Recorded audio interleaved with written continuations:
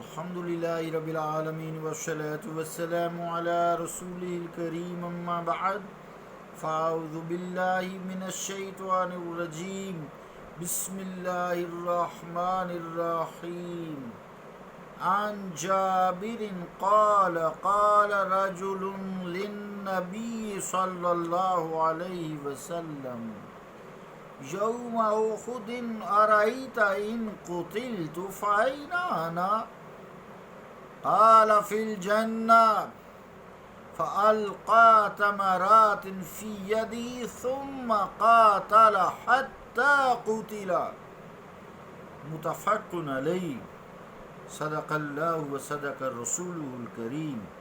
عزیزان گرامی قدر، السلام علیکم ورحمۃ اللہ وبرکاتہ۔ حدیث پاک کا ترجمہ یوں ہے، روایت ہے حضرت جابر سے، فرماتے ہیں کہ ایک شخص نے نبی کریم صلی اللہ علیہ وسلم سے احد کے دن عرض کیا، فرمائیے کہ اگر میں قتل کر دیا جاؤں میں کہاں ہوں گا؟ فرمایا جنت میں۔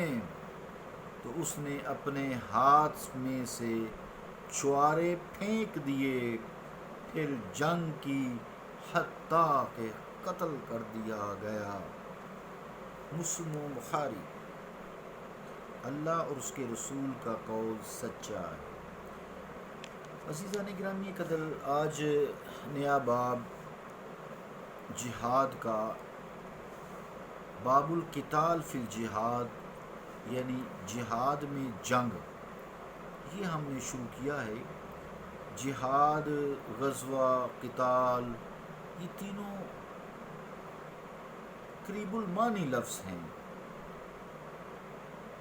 جہاد بنے جہد سے، اس کا مطلب ہوتا ہے کہ دشمن سے بچاؤ کے لیے اپنی تمام امکانی قوتوں کو صرف کر دینا،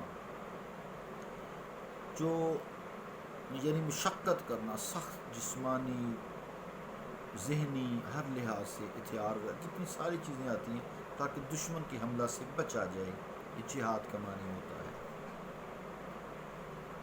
اور صرف طاقت جو ہے یہ غزوہ سے بنا ہے۔ غزون سے بمعنی باہر نکلنا، اور جنگ کے لیے روانگی، طاقت، مشقت، یہ نا جہاد میں صرف ہوتی ہے نا۔ اسی طرح غزوہ ہے تو یہ بنا ہے، غزوہ بنا ہے غزون سے، اس کا مطلب باہر نکلنا۔ ظاہری بات ہے جنگ کے لیے نکلنا، چارہ کار جو نہیں رہا، یا دشمن آ گیا ہے تو اس کے حملے کو روکنا ہر لحاظ سے۔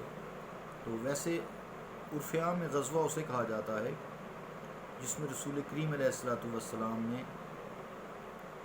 بنفس نفیس جنگ میں شرکت فرمائی ہو، اور سریہ اسے کہا جاتا ہے جس میں آپ نے خود شرکت نہ فرمائی ہو لیکن لشکر کو کافروں کے مقابلے میں بھیجا ہو۔ تو قتال جو ہے اس کا عام معنی ہے ایک دوسرے کو قتل کرنا جنگ میں۔ اس باب میں اللہ کی راہ میں کفار سے جو جنگ ہے اس کے فضائل بیان ہوں گے، پھر جو جنگ کرتے ہیں، جہاد کرتے ہیں، اس کا ثواب بیان ہوگا، اس طرح کی احادیث مبارکہ بیان ہوں گی۔ حدیث پاک کی طرف متوجہ ہوں۔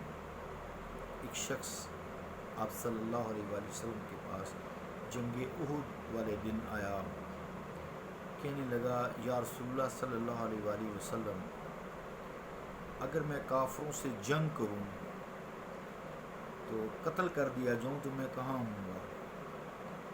آپ نے فرمایا جنت میں۔ اس سے ہمیں یہ بھی معلوم ہوا کہ ابھی وہ زندہ ہے، تو حضور کریم علیہ السلام کو اللہ تعالیٰ یہ علوم عطا کرتا ہے کہ اس کے انجام بخیر ہوا اس کا، یعنی یہ شخص ایمان پہ فوت ہوگا اور شہید ہوگا، اور اس کا ٹھکانہ جنت ہے، یعنی اس کے سارے گناہ بھی بخش دیے جائیں گے۔